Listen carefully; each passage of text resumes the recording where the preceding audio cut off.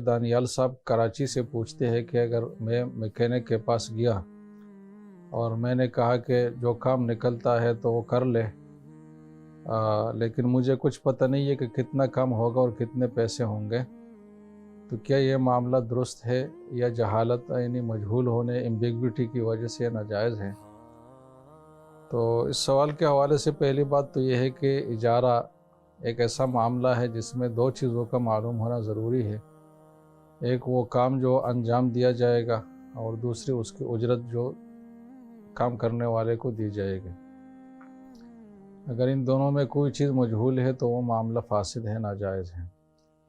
انہوں نے جو سوال پوچھا ہے تو اس میں چونکہ انہوں نے ایک عمومی بات کی ہے کہ اس گاڑی میں جو بھی کام نکلتا ہے اور قابل مرمت جو بھی اس کے پہلو ہے تو تب تمام اب کر لے، تو اس حوالے سے ہم کہہ سکتے ہیں کہ کام اگرچہ اسپیسیفک متعین تو نہیں ہے، لیکن چونکہ ایک عمومی بات اس نے کی تو عموم بھی تخصیص اور متعین کرنے کی ایک صورت ہے،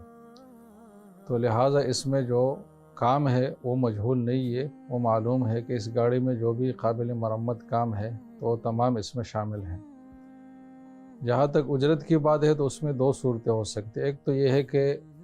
مارکیٹ میں ہر کام کے حوالے سے اجرت ایک معلوم ہو، متعین ہو کہ اس طرح کا کام ہوگا تو اتنی اجرت ہوگی، اس طرح کا ہوگا تو اتنی اجرت ہوگی۔ اگر یہ چیز معلوم اور متعین ہے، یعنی ہر کام کے ایک مخصوص اجرت طے ہے، مارکیٹ میں متعارف ہے، معلوم ہے، مشہور ہے سب کو، تو پھر تو اس میں اجرت کی جہالت بھی نہیں ہے، تو گویا کہ عمل بھی معلوم ہے اور اجرت بھی معلوم ہے، تو یہ معاملہ جائز ہے۔ لیکن اگر ایسا کام ہے جس کا مارکیٹ میں کوئی خاص اجرت رائج نہیں ہے، بہت زیادہ کم و بیش اس کی اجرت ہے، تو پھر اس صورت میں چونکہ اجرت مجہول ہے اور انہوں نے طے نہیں کیا اور بعد میں یہ جھگڑے کا باعث بھی بن سکتا ہے، وہ کہے گا کہ آپ نے اتنا کام کیا ہے تو اتنے پیسے میں دوں گا، وہ کہے گا کہ بھائی اتنے پیسے آپ دے دیں، اور کوئی فیصلہ کن چیز نہیں ہوگی کہ جس کو ہم معیار بنائیں، تو جو بھی جہالت، جو بھی ایمبیگوٹی ایسی ہو جو کنفلکٹ کا اور آپس کے تنازع کا سبب ہو اور اس کے لیے کوئی فیصلہ کن چیز پیچھے نہ ہو، تو شرعی حوالے سے اس سے معاملہ فاسد ہو جاتا ہے، تو پھر یہ اجارے کا معاملہ فاسد ہوگا، اور فاسد ہونے کے بعد اس کا حکم یہی ہوگا کہ ایک تو اس فاسد عقد کا گناہ ہوا جس سے توبہ استغفار اور آئندہ کے لیے اجتناب ضروری ہے،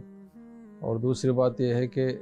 اس صورت میں محنت کرنے والے کو اجرت مثل ملے گی۔ اجرت مثل کا مطلب یہ ہے کہ اس جیسا آدمی اس جیسے کام میں اتنا وقت جب خرچ کرتا ہے تو اس کی جو اجرت ملتی ہے عام طور پر تو وہ اجرت اس کو ملے گی۔ اس طریقے سے اس معاملے کا تصفیہ ہو جائے گا۔